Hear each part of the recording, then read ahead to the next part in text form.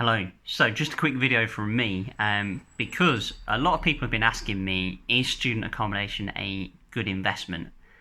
And it's a hard one to answer individually.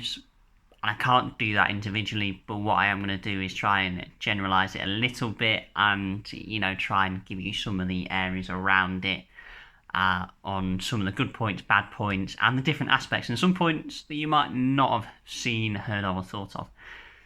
So let's start with HMOs, houses of multiple occupation. When you say student housing, that's what most people think about. If you want up to date with it, it's basically where they split a house into rooms and then rent each room to a student on a short-hold tenancy. Usually around 44 to 51 weeks, somewhere around there. And it gives you enough time for the summer refurb if you need to do one. Is it a good investment? Yes.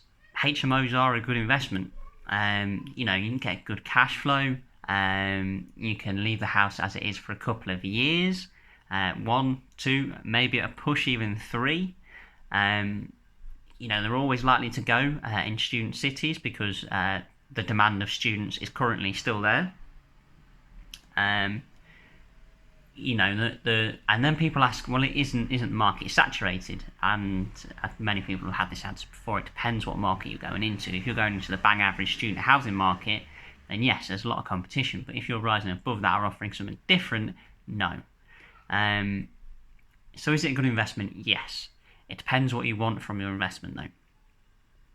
If you're going to invest in HMOs, you can either do it through someone else, or if you're going to do it yourself, I would highly recommend going and see what it's about first, because you need to understand the student cycle, the student market, all the regulations, and because marketing to students is slightly different. You need to get tenants in, get them on a contract, and then deposit. You need to be with a DPS scheme. I think most people are anyway, and then it goes sort of through that cycle.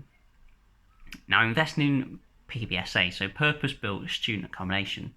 This is where you'll give your money to, a big company, and they will build studios and apartments. Some of them are very swanky. Don't get me wrong. I'd love to live there.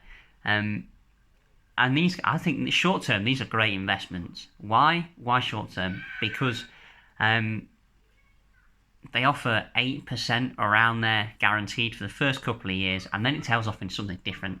I'm not too sure of the full investment protocol because I've never done it. However, after a couple of years in student accommodation, it can be looking quite tired. And if it's looking quite tired, it's going to need a sort of refurb, a touch-up.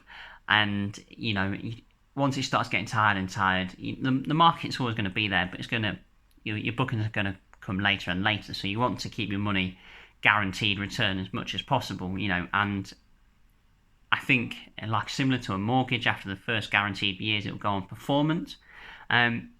Which is not really what you want, because then you have to trust the company in order to perform. Now, if they are a good company, and there are some absolutely incredible ones out there, yeah, perfect. You can trust them to perform year on year on year, and they'll then renew that asset, and then it will go again. But is it a good investment? Again, yeah, short term, I think it is good. That the market does seem to be shifting that way. I think the prices will come down a little bit. From what it is, once we get more of them, there are quite a few. Once we get more and more competition, I think price will come down ever so slightly. But that's the future and whether it's to be told. So to round it off, then, is student accommodation a good investment? Personally, yes, but it depends what you want from the investment. Student HMOs give you good cash flow, but they are more management intensive.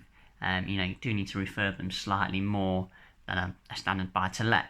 PBSA, I certainly think it's a good investment for the short term, but then you have to really trust the company in order to provide long term.